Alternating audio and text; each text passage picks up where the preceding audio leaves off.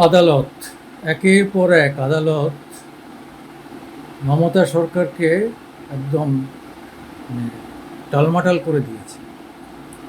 ২৭,০০০ শিক্ষক পদের অনিয়ম, সেটা শেষ হতে না হতেই এইবার যে এক্সট্রা পদ, যে কোটাগুলো মানে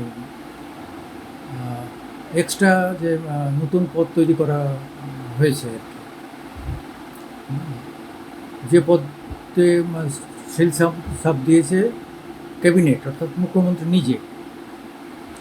এই এক্সট্রা পদ তৈরি করা পুরনো যে ইয়ে ছিল, পুরনো যে প্যানেল, সেই প্যানেল অ্যাবজর্ব না করিয়ে যে আরও বেশি, আরও প্রায় ৫,০০০ নতুন নিয়োগের জন্যে এই আইন করে এমন অবস্থা এখন মুখ্যমন্ত্রী পর্যন্ত ইডি সিবিআইয়ের আওতায় চলে এসছে। তার মধ্যে আবার এই যে ৫,০০,০০০ ওবিসি বাতিল করলো। ২০১০ পর্যন্ত যারা পেয়েছে ঠিক আছে, আর তারপরে যারা পেয়েছে সব বাতিল। ওবিসি সাধারণত ২৭% ইয়ে পায়। অ্যাকচুয়ালি হায়ার সেকেন্ডারি, হায়ার এডুকেশনের জন্যে একটা সময় এমন অবস্থা হয়েছিল যে এসটি এসসি এই যে সে মন্ডল কমিশনের এই যে রিকমেন্ডেশনের ফলে দেখা গেল যে হায়ার কাস্ট এবং যারা আদার ব্যাকওয়ার্ড কাস্টরা কোনো সুযোগ পাচ্ছে না। এটা নিয়ে ব্যাপক আন্দোলন হয় ওবিসিরা। তখন সিদ্ধান্ত হয় না, এদের জন্য ২৭% রাখতে হবে। সব মিলিয়ে 72% রিজার্ভেশন হয়ে গেল, আর ২৮% থাকলো, ৩৮% থাকলো জেনারেলদের জন্য। এইটা হচ্ছে একদম শুরু। এই আন্দোলন আজকের নয়, একটা দীর্ঘকালীন আন্দোলন হয়েছে, একটানা আন্দোলন হয়েছে, তার ফলে আজকে এই অবস্থা। আজকে যদি সেই জায়গায় মমতা এসে ৯৭% মুসলিমদের দিয়ে দিল, তাহলে এসটি এসসির থেকেও কি মুসলিমরা আরও ব্যাকওয়ার্ড? সে মানে অর্থনৈতিক দিক থেকে মানে ব্যাকওয়ার্ড ক্লাস আমরা সাধারণত ধরি আর্থিক কারণে, অন্য কোনো কারণে। তা মুসলিমরা কি মানে শিডিউল ট্রাইব আদিবাসীদের থেকেও ব্যাকওয়ার্ড? হ্যাঁ, মানে এ তো ভাবাই যায় না। কোন কোন দেশে আছে, কোন আইন? এটা হচ্ছে অ্যাপিজমেন্ট, অর্থাৎ মুসলিমদের আমি ভালো করছি, এটা মুসলিমদের কাছে দিয়ে গেলে মুসলিম ভোটটা সব আমি পাবো। কংগ্রেস যেটা করেছে উনি সেটাই করছেন। হ্যাঁ, কংগ্রেস এসে সোনিয়া এসে মনমোহন সিং বলেছিল যে এদেশের সম্পদের প্রথম অধিকার হচ্ছে মুসলিমদের, পরে একটু ঘুরিয়ে বললেন মুসলিম মানে গরিব মুসলিমদের। তাহলে পাকিস্তান তৈরি করা হলো কেন, বাংলাদেশ তৈরি করা হলো কেন? হ্যাঁ, ভেবে দেখুন। মানে এই যে কংগ্রেস, এবং কংগ্রেস ঘটনার থেকে বেরিয়ে এসে মমতা তৃণমূল কংগ্রেস, সেও সেই একই ঘটনা।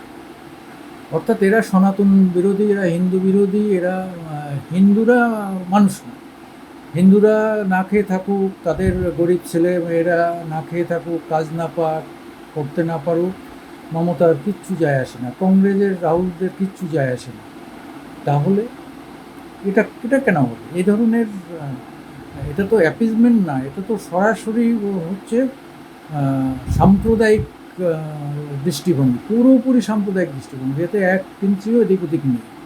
তুমি দেখাচ্ছ, ভাব দেখাচ্ছ তুমি অসাম্প্রদায়িক। হ্যাঁ, মুসলিমদের অ্যাপিজমেন্ট করলেই অসাম্প্রদায়িক হয়। আর কেউ যদি হিন্দুদের হয়ে বলে সে রামকৃষ্ণ মিশনের সাধু হলেও সে শালা এসে সাম্প্রদায়িক।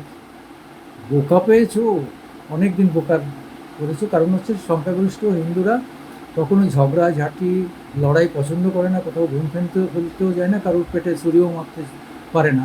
যার জন্যে তারা শান্তিপ্রিয় বলে তারা সব মেনে নেয়। ঠিক আছে, আমরা আমাদের মতো করে খাবো, যা পারি পেলে খাবো, না পেলে খাবো। এইবার যখন বিজেপি আসার ফলে হিন্দুরা একটু জেগে ওঠার চেষ্টা করছে, তখন তোমার গায়ে একদম তেলে বাগুনে যে জ্বলে উঠছে।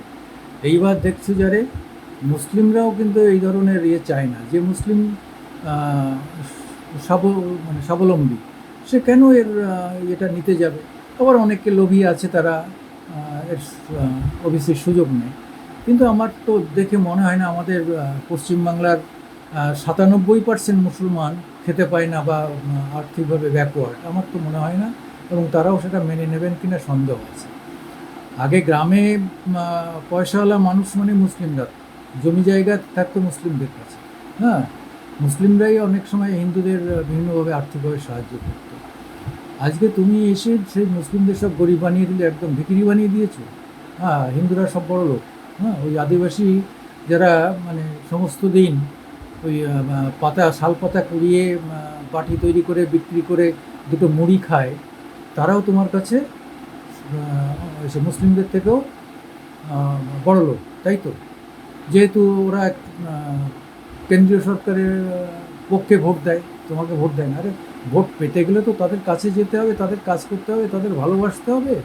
তুমি ভেবেছো 27% মুসলিম, এদের ভালোবাসবো, এদের মাল দেবো, এই ভোটটা হয়ে যাবে, আর হিন্দুরা যাও করে এদিক ওদিক করে তো দেবে। অনেক হিন্দুরাও তো আমাদের কাছ থেকে সুবিধা নিচ্ছে, তো অটোমেটিক্যালি জিতে যাবো। কাজে আর কোথায় রাজবংশী, কোথাও কুর্মী, কোথায় তফসিলি জাতি উপজাতি, এরা কী মূল্য, কী যায় আসে? এই যে মানসিকতা, এই মানসিকতাটা ভালো নয় দিদি। তোমার চরম দিন এসে গেছে, কী হবে সে 4 তারিখে বোঝা যাবে। তারপরে কী হবে, যদি তুমি 20টার নিচে নেমে আসো তারপরে কী হবে। যাই হোক, আমি সুকুমার দেবনাথ মামাটি মানুষের পক্ষ থেকে আপনাদের কাছে আসি। আপনারা আমাদের একটু সাবস্ক্রাইব করবেন, দয়া করে একটু সাবস্ক্রাইব করবেন, লাইক দেবেন। আমরা এটাই কামনা করি আপনাদের কাছে।